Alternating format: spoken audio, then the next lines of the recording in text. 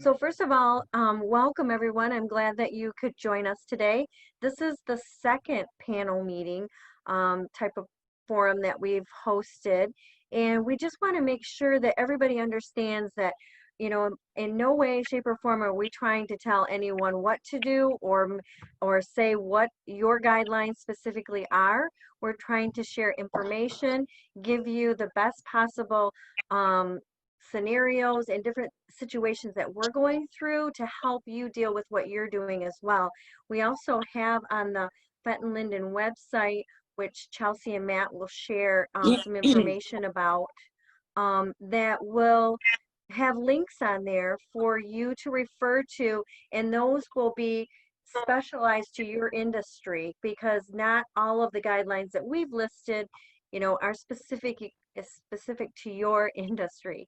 So just wanted to throw that out there and make sure that you understand that we're here as a resource and we're here to share information.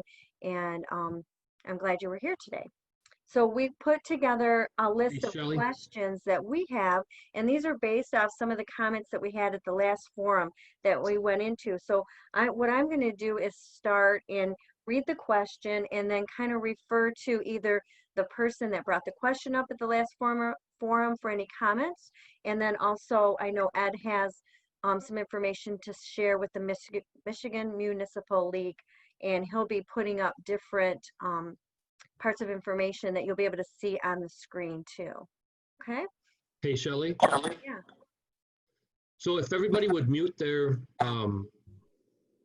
whatever, the computer or phone or whatever you're on. If you're on a computer or a laptop and you just hit the space bar, it automatically unmutes it. So you can just leave it on mute and then hit the space bar if you want to start talking, if it's working right. Ed, do we want to go ahead and let everybody introduce themselves too, just so we know who you are and who you're representing? I think that's a great idea. Yeah, I think so too. So I hope everybody's screen looks the same as mine. So we'll just go right below Ed and start with Ellen. Hi guys, Ellen Glass, City Manager for Linden. And down to Betty.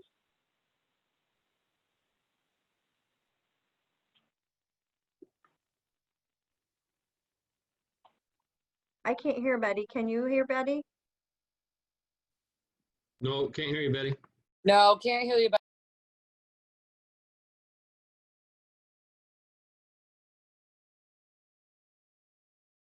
Nope, it's not working. Okay. So welcome, Betty. Betty Sosowski, and Betty is here representing the Linden Happening Group. Is that correct, Betty? Okay, thanks. Chief Slater, would you like to go? Sure, Jason Slater, City Fenton Police Department. Okay, Nicole? Okay, Nicole Medich with the Collections and Nicking Crew. Matt and Jenny? Matt and Jenny Sherrill with Fenton Winery and Brewery. Mike? Mike Hart with the City of Fenton. Scott? Scott Sutter from the City of Linden, Chief of Police. Matt and Chelsea? Matt and Chelsea Mills from Behind Your Design. Paula? Paula Flannery from Michigan Beauty Company. Dawn?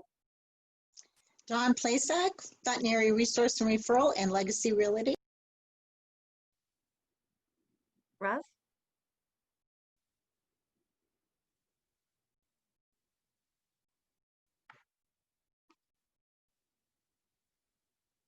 You said Russ, did you mean me?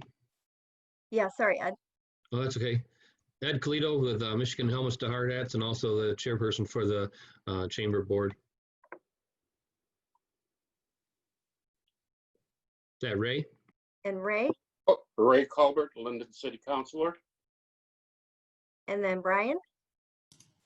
Brian Molnix, Linden Family Eye Care, as well as the Linden DDA. Very good. Okay. So I'll get started and read the first question that we have. Our first question is, what is the business owner's obligation for preparing to operate under the governor's executive orders? What is their responsibility for training employees? And we're going to take the lead from Ed on this to talk about the MML. Thanks, Shelley. I'm going to go to the share screen option now. So your screen's going to maybe change and look a little different. So you should see the My Safe Start plan. You guys seeing that? And on 15 of this plan, which I guess I got to make it smaller.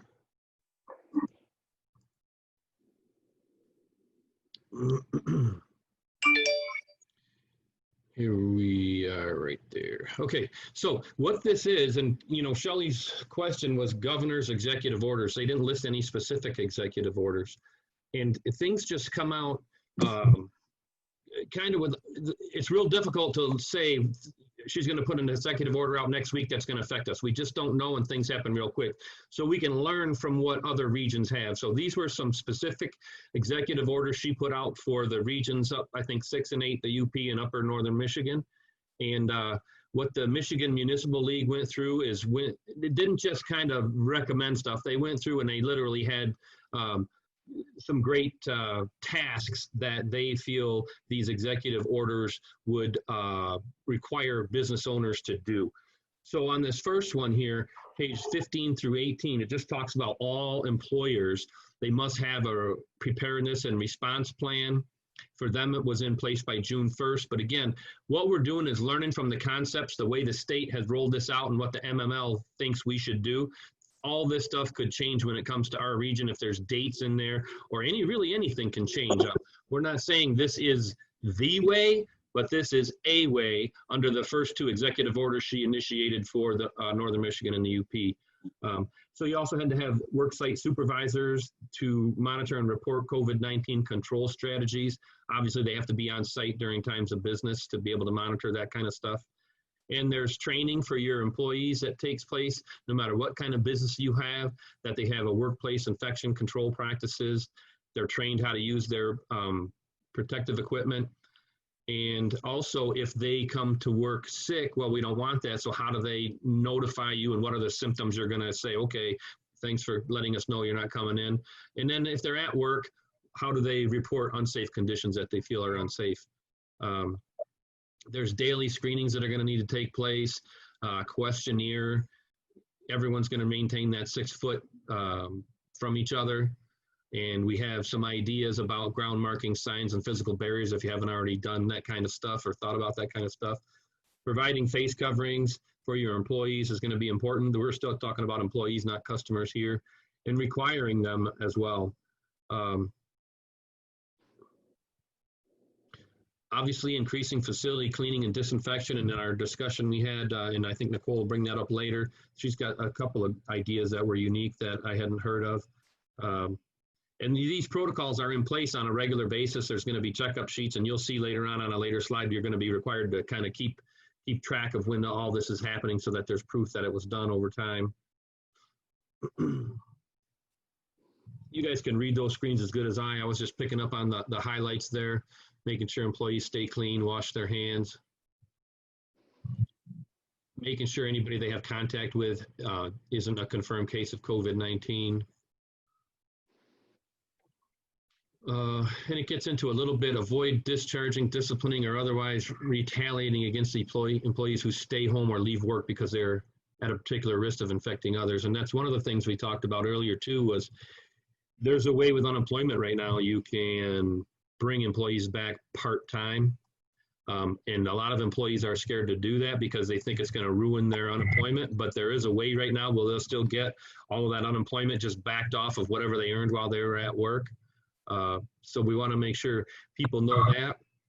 And also make sure employers know all an employee has to say is that they're not comfortable, and give you a reason why they're not comfortable coming back because they have some risk factor, and they're not fired because they didn't come back when you asked them to, is my understanding of that right now. But it gets tricky, and we had some discussion on that earlier. And it was actually Mike Mueller's office that's very helpful trying to figure those out for individual businesses or employees if they have issues with that. Still travel restrictions in place. Obviously, encouraging employees use PPE and hand sanitizer if they're going on public transportation. We don't really deal with that too much in our area. One of the biggest things we talked about was creating communications to inform customers of changes to your store practices. We feel like, you know, there's going to be those yahoos, and we've got a question coming up next, and the police chief's here to help us answer that one. But there's going to be a lot of yahoos who don't want to follow your rules. Either they have a mask and everyone else should have a mask and it's crazy for them, or, you know, I'm a cowboy, I don't need a mask, I'm healthy, and everyone else is crazy for wearing a mask. So when those people are in your store and they're not following the rules and that type of thing, there's not much you can do for that. But there's a whole lot of people that aren't that way, and they just want to feel comfortable knowing what the expectation is when they get to your business. So it's not only signage, but it's also different ways we can market and communicate your plan so that your customers will know coming in that at the expectations, and they want to follow them. They don't want to feel weird. It's happened to me myself. When the grocery stores first started having one-way traffic down the aisles, and I didn't know what was going on there, and I felt embarrassed a couple of times, and honestly, it kind of gave me a little bit like, I don't want to go back there because I don't want to be a jerk. So anyways, that's a really big piece, communicating to the customers, and a regular entry and exit point, reducing cash registers. Those are the kind of things they're talking about doing here. And they have some restrictions they listed specifically if stores than less than 50,000 square feet with occupancy and all that. Now, a monkey wrench might have been thrown into that a little bit when she then said don't have more than 10 people together. Whether she meant that's for a holiday gathering for the weekend or that's in a retail store doesn't make sense too much in retail, because if you think of Home Depot versus my little shop where I sell things, the size difference is enormous. So if I'm going to maintain 6 feet, I think that's probably a better marker for how many people can be in your establishment than just saying, well, I can have 10 people and you have a little tiny shop. No more than 4 people for every 1,000 square feet. Again, that 10 person rule doesn't really equate there. And again, that's why it's so tricky to work under these executive orders, because things change and other things conflict with what they've said. Now, going all the way to page 29 here, because on 29 it does talk about what employers must maintain as far as records. So there's the training for your employees, the daily self-screening of your employees, and any notifications that you give to the state basically when you do have a person with a confirmed case. In my opinion, just like we have a lot of places have in their bathrooms already, they have a little checklist so everybody knows the bathroom was cleaned every half an hour or whatever. Those are the types of things you would do too if you're going to, or I should say you would do. It would be probably a smart move to do if you're talking about disinfecting different surfaces where people are, or that type of thing. And we'll get into that a little bit more, but in general, the governor's going to put out some executive orders. These are the kind of the things that the Michigan Municipal League has came out with so far. What do we have from our business owners here on the panel that are concerns that either they got a clever solution to, or they haven't really figured that one out yet when it comes to employee training and sanitizing your place of where the people are going to come, your customers are going to come? Anybody have any thoughts on that?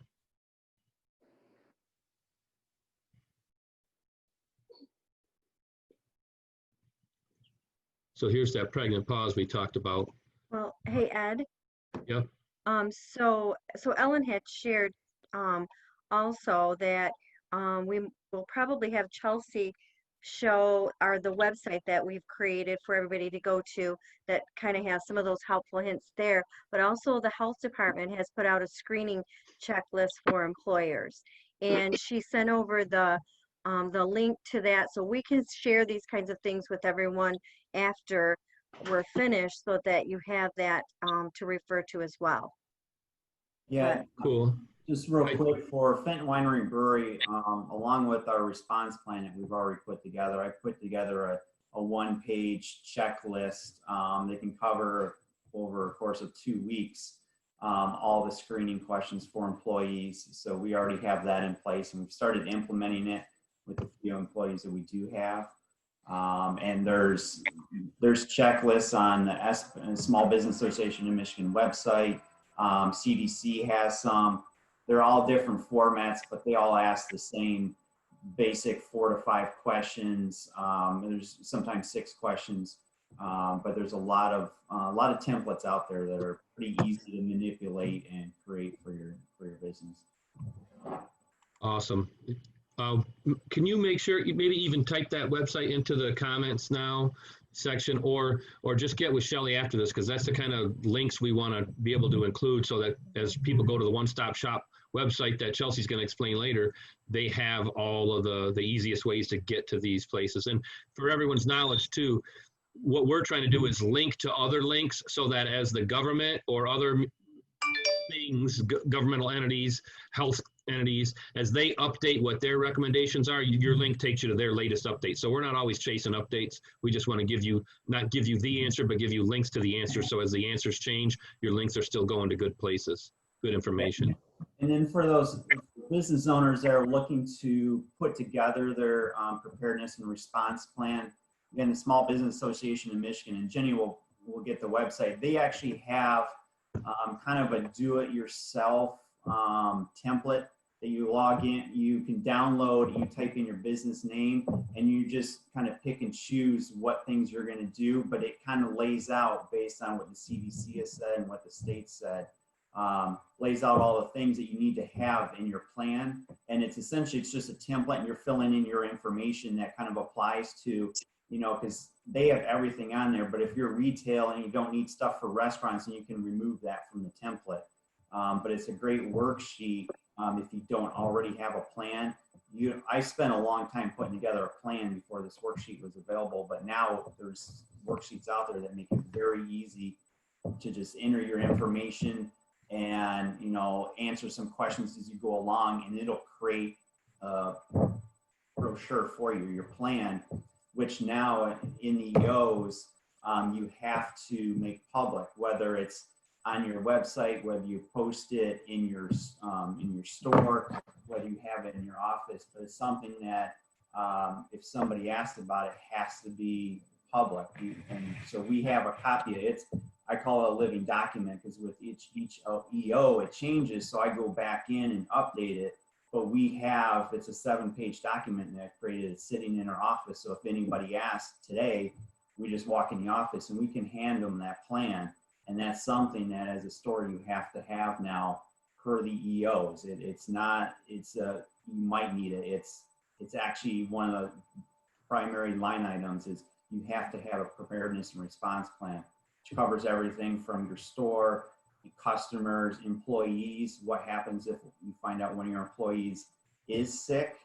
How do you sanitize? What are the steps you have to go through? That's a whole other page of information that you need to know if you do have a case that you found out is on your site. So, but yeah, anyways, the Small Business Association does have that plan, a template, easy, so you don't have to do all the research. You just go in and answer these questions. Also, we're using our plan as the basis for all of our training of our employees too.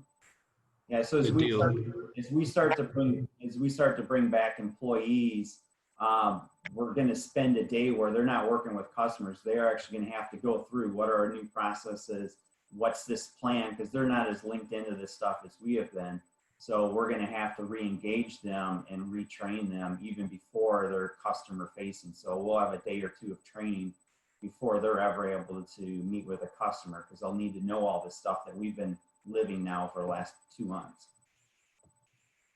Awesome. Oh, Shelley and I. No, go, Nicole.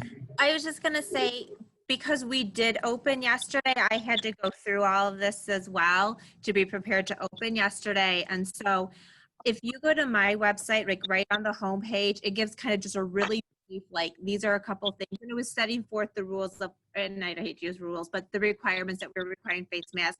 But then underneath it, it will say, see our preparedness plan, and it links to another page on our website. So our entire preparedness plan that you're talking about is all laid out. But what I did before that is links to all of my resources. So the CDC and OSHA and National Retailers Federation and all of those different sources. SBAM was one that I used. And so there's a links to a whole bunch of different resources on my website too that are giving great ideas and things to use and different plans and models and recommendations and things like that. So, and it kind of did the same thing. It gave me almost like an outline of the different areas kind of to think about and where to put in the plan in place for. So there's a lot of resources on our website as well. Very good. Chelsea, did you want to expand anything that we have on our website with the Fenton Linden website regarding employees or preparedness?